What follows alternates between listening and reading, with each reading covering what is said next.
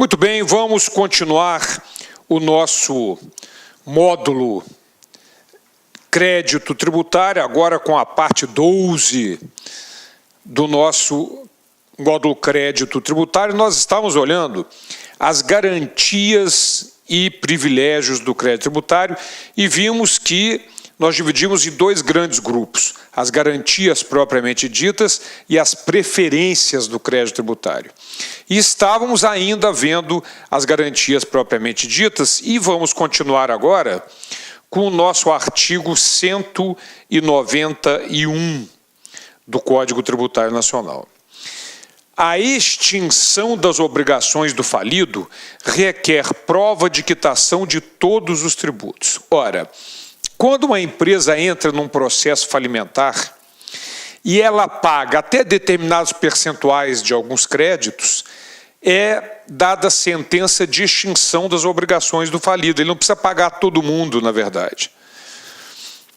No entanto, o Código Tributário estabeleceu uma garantia muito forte para o crédito tributário.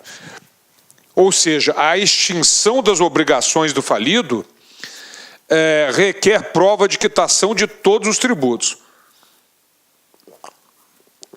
Então, não pode ficar tributo para trás, fica outras coisas, mas tributo não. Certo? Muito bem. Depois, nós temos o artigo 191-A. A concessão de recuperação judicial, vocês sabem que a recuperação judicial é aquele instituto que substituiu a antiga concordata. Né? Quando a empresa está no processo pré-falimentar, ela pode requerer a recuperação judicial, assim como requeria a concordata, e vai ter um prazo mais dilatado, uma facilidade para pagar os seus credores.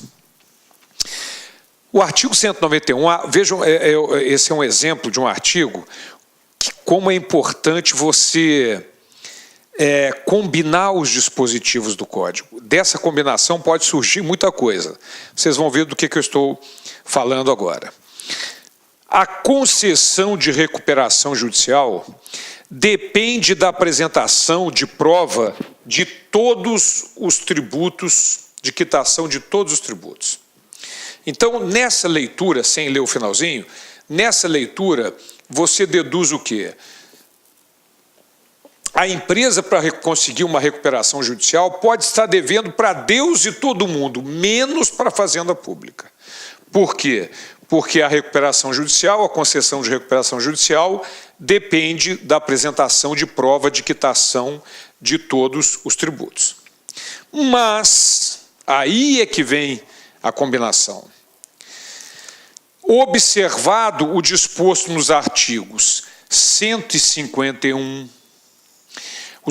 o artigo 151 é o que traz as hipóteses de suspensão do crédito tributário, moderé cocopá, moratória, depósito do montante integral, reclamações e recursos, concessão de medida liminar e mandado de segurança.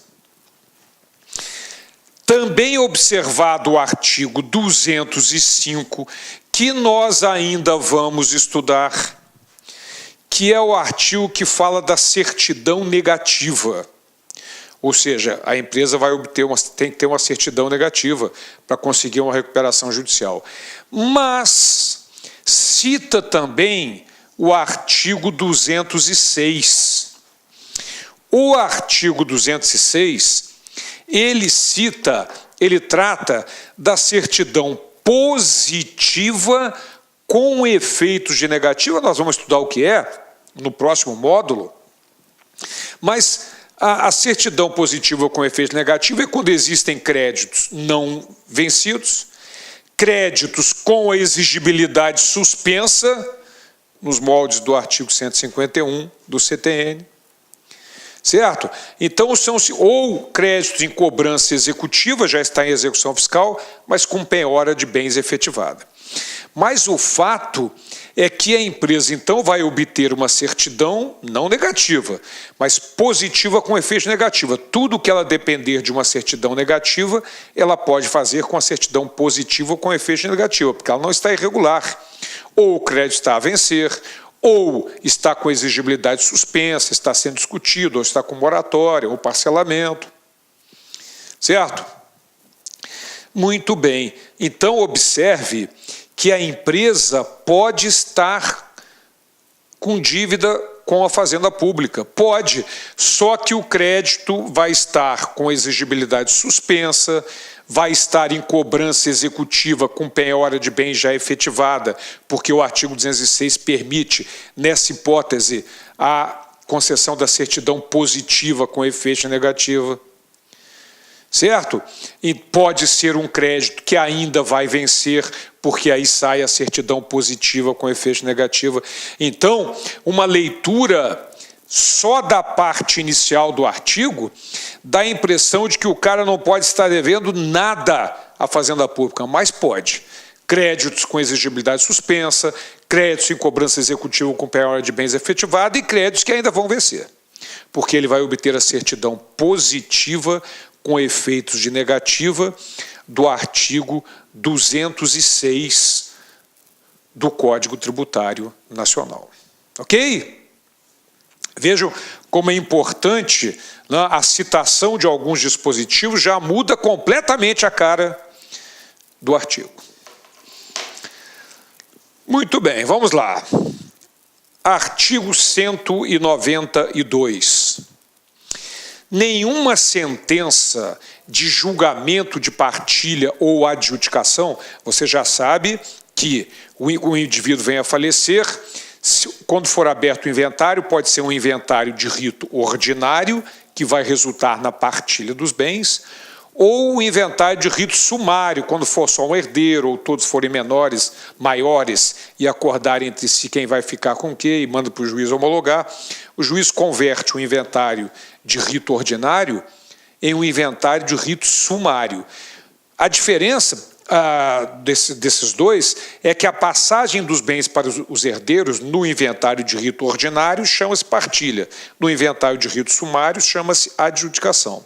Então, nenhuma sentença de julgamento de partilha ou adjudicação será proferida sem prova da quitação de todos os tributos relativos aos bens do espólio ou às suas rendas.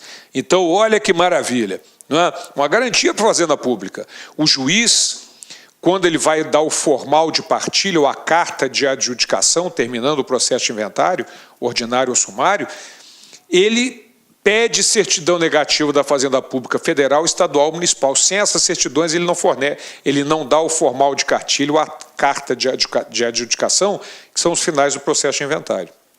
Ok? Exatamente em função do artigo 192, uma garantia muito grande para o nosso crédito tributário. O STJ determina que a circunstância de que o fato gerador ser ou não do conhecimento da administração pública não foi erigida é erguida, né, usada como marco inicial do prazo decadencial nos termos do que preceitua o CTN, não cabendo ao intérprete assim estabelecer. E mais, o fato do juiz do processo do inventário haver procedido à partilha dos bens sem exigir a prévia comprovação do pagamento do imposto não pode alterar o prazo decadencial, que não se suspende nem interrompe. Então, nós já sabemos quais são os 4 marcos iniciais do prazo decadencial e são só aqueles. Primeiro dia do exercício seguinte, aquele que o lançamento poderia ter sido efetuado, que é a regra geral. Da data da sentença que anular por vício formal o lançamento anterior, da data da notificação ao sujeito passivo do início do procedimento e da exigência de algum detalhe que ele precisa apresentar para a Receita para concluir o lançamento, desde que tenha sido anterior ao primeiro dia do exercício seguinte, e no lançamento por homologação da data da ocorrência do fato gerador. Então, são estes os 4 marcos iniciais do período decadencial. Fora disso, o prazo decadencial não se interrompe nem suspende. Então, o fato do juiz no processo de partilha não ter verificado isso, azar dele, não reabre prazo decadencial. Ok? Muito bem. Em seguida, nós temos o artigo 193 do Código Tributário Nacional. Artigo 193. Esse artigo, você vai observar que, na verdade, ele já ficou meio capenga. Ele serve para a prova. só para perguntar em prova. Nos termos do CTN, você vai responder de acordo com ele, mas você vai observar que ele, na verdade, ele não se aplica muito ao caso concreto atual. Então vamos lá. Salvo quando expressamente autorizado por lei, nenhum departamento da administração pública, quer seja da União, dos estados, do DF, dos municípios ou sua autarquia, celebrará contrato ou aceitará proposta em concorrência pública numa licitação sem que o contratante ou proponente faça a prova da quitação de todos os tributos devidos à fazenda pública. Interessada, cuidado, em fazenda pública interessada, você vai entender o que quer dizer isso. Relativos à atividade em cujo exercício contrata ou concorre. Vamos ver como é que funciona isso. Imagine o seguinte. Aqui o Borbinha é um paisagista. Ele vai fazer uma proposta ou contratar com o poder público, portanto, ele é um proponente ou contratante do serviço de paisagismo, que vai ser contratado por esta fazenda pública interessada. Agora, existem outras fazendas públicas. Maravilha. Olá, meus amigos, minhas amigas, sou o professor Luiz Antônio de Carvalho e eu estou aqui para fazer um convite muito especial, com muito carinho, para você que está estudando Direito Tributário. Vocês viram? Perceberam, claro, que o nosso professor de Direito Tributário é nada mais e nada menos do que o professor Cláudio Borba. Cláudio Borba, que inclusive é auditor fiscal da Receita Estadual do Rio de Janeiro.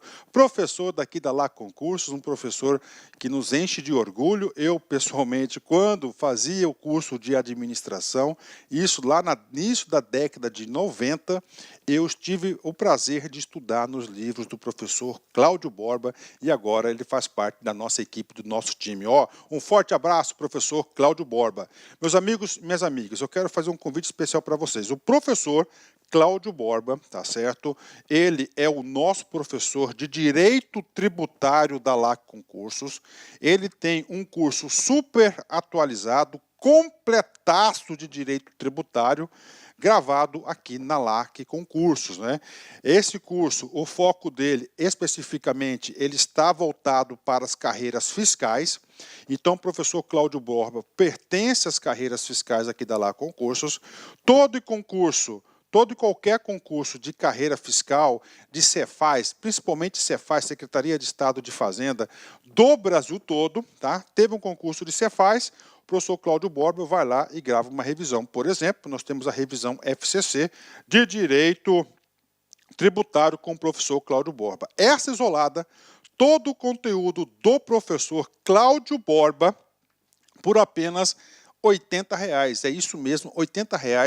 Durante 90 dias de acesso, você vai ter direito aí a assistir quantas vezes quiser e na hora que desejar. Professor, parcela esses R$ 80, com certeza você pode parcelar esses R$ 80 ainda em 10 vezes sem juros no nosso operador financeiro, ou seja, R$ 8 por mês, mais barato que uma coxinha, né? Tá certo, meus amigos? Então, olha só, qualidade e preço, competitividade é aqui na Lá Concurso. Pode vir, pode fazer essa isolada com o professor Cláudio Borba, que eu tenho certeza absoluta que você ficará super competitivo. Tá certo, meus amigos? Esperamos vocês aqui na Lá Concursos. Um forte abraço, fique com Deus. Tchau, tchau. Clique lá.